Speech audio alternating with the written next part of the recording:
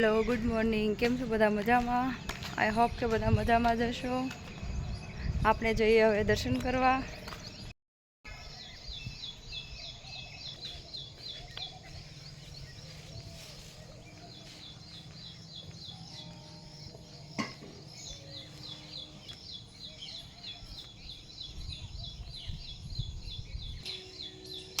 હિરેનભાઈ, ઓમ નારાયણ. ઓમ નારાયણ.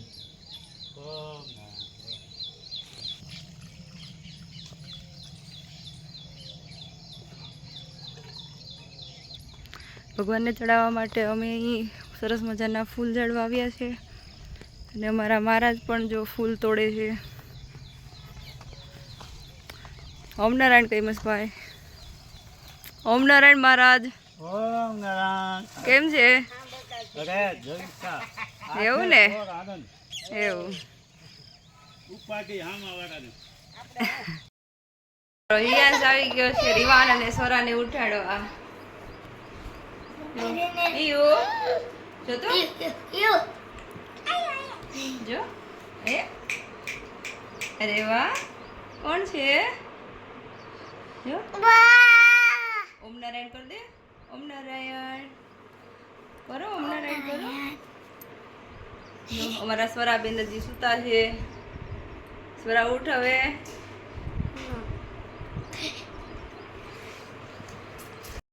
તો હું આવી ગઈ છું હવે અમારા ગૌશાળામાં.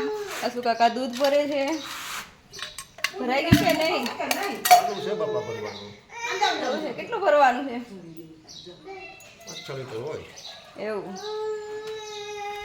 મમ્મી ને કાકી ને બધા બેસી ગયા છે. એ પણ દૂધ લેવા આવી ગયા છે.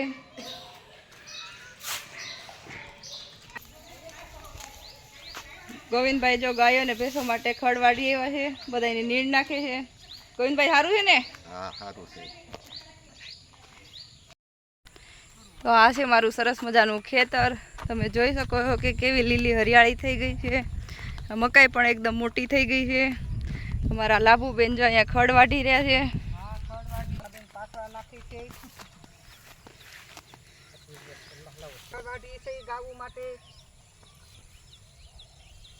નીણ કરો છો?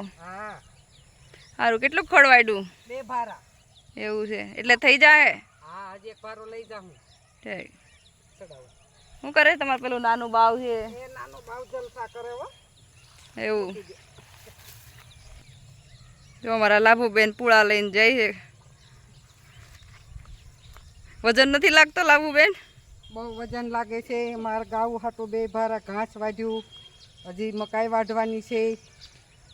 સારું સારું વાઢી નાખો હાલો. પછી મગ ઉતારવા જવાનું છે.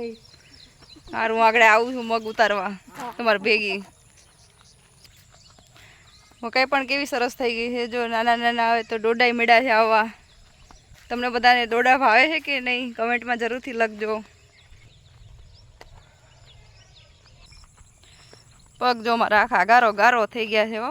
પણ ખેતરમાં આની જ મોજ છે. જો ભલે ગમે એવું ગંધારું થઈ જાય પણ ખેતર જેવી મજા નહીં. જો અમારી ગાયું છે. ગાયુંને અત્યારે અહીંયા ખુલ્લી રાખવામાં આવે છે. જો અમારી ગૌરી ને ગંગા ને બધા જો દોડી દોડીને એવા અમારા નંદી જો અમારે બહુ તોફાની છે. આનો ગુસ્સો તો એની પાસે જ છે. જો બાકી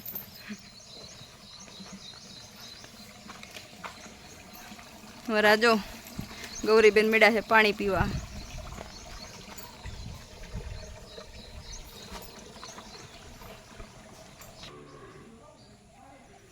ગોવિંદભાઈ જો ભેંસને લઈને આવે છે. એને પણ હવે બહાર જ બાંધશે. આખો દિવસ અમારા બધા ઢોરને બહાર જ બાંધે છે.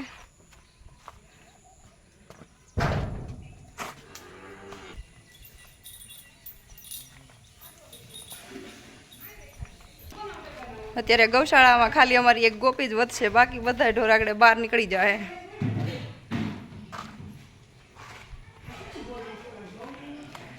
ગોવિંદભાઈ અમારી આ બીજી ભેંસને પણ જો બહાર જ લઈ જાય છે.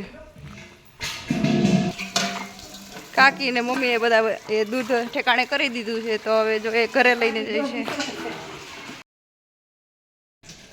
મમ્મી ને કાકી ને બધા દૂધ લઈને જાય છે ઘરે. અમારા આશા કાકી ડોલું વિસળે છે. જો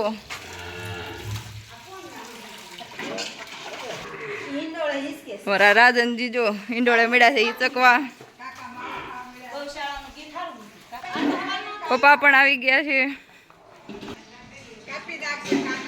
કેટલાક માવા ખાધા કાકા? આ પહેલો છે જ. ઠીક. સાંજ સુધીમાં કેટલા થાય? 4. ઠીક. તો બધું કામકાજ પૂરું કરી અને હું થઈ ગઈ છું ફ્રી. એટલે હવે બનાવી રહી છું રસોઈ.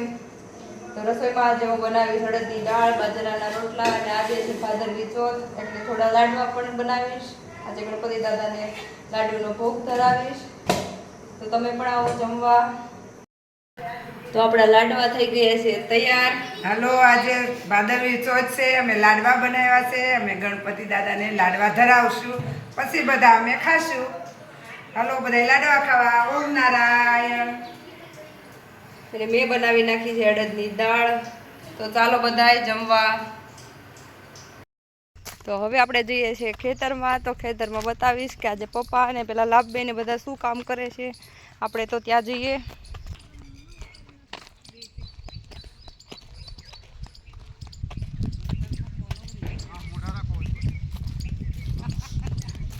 તે દિવસે મેં તમને બતાવી હતી કે સિંગો બહુ બધી આવી ગઈ છે. તેમાં થોડી સિંગો પાકી પણ ગઈ છે એટલે આજે બધા મગ ઉતારે છે. તમે જોઈ શકો છો સરસ સરસ સિંગો થઈ ગઈ છે. ઘણી સિંગો સુકાઈ ગઈ છે તો કાળી થઈ ગઈ છે. તો હવે એને આપણે લઈ લઈએ. મગ પાકી ગયા છે. મગની શીંગો, પાકલ શીંગો અમે ઉતારીએ છીએ અને બહુ બધી શીંગો પાકી ગઈ છે એટલે ઉતારીએ છીએ. બેન પગમાં શું ચડ્યું તું? કીડિયું હા બહુ છે. બહુ કીડિયું છે, બહુ મકોડા છે, બહુ કવડે છે. અને અમારા ભાવના બેન જો એ મગ મીડા છે ઉતારવા. મગ ઉતારીએ છે. એટલી સિંગ ઉતારી છે. એક ડોલ ભરાઈ ગઈ છે. એક ડોલ ભરાઈ ગઈ. હા સારું હાન થાય ત્યાં ઉતરી જાય. હા સારું લે ઉતારી નાખો. બીજું ખેતરમાં તમે જોઈ શકો છો કે કેવી સરસ સિંગો થઈ ગઈ છે અને પાકીને જો સિંગો કેવી કાળી થઈ ગઈ છે. વરસાદ આવે એ પહેલાં આપણે ઉતારી લઈએ એટલે ખરાબ ના થાય. ચાલો તો હવે આપણે જઈએ ઘરે અને ભગવાનને ધરાવીએ થાળ. પછી આપણે જમીએ. તો ભગવાનને ધરાવી દીધો છે થાળ.